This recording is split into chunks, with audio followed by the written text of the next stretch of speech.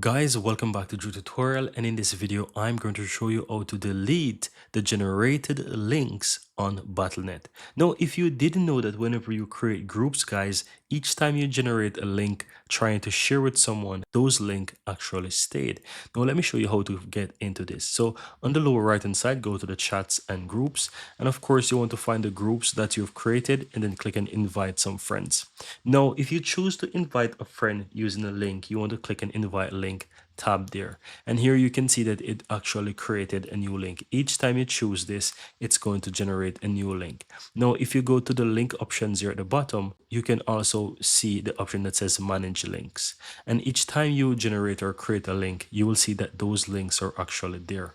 And it also shows the amount of person who actually joined using those links. You can easily delete those links from here. So just simply go ahead and click the X towards the right hand side of those links, and that's how you actually delete those links. And that's all there is to it, guys. Very easy and very simple.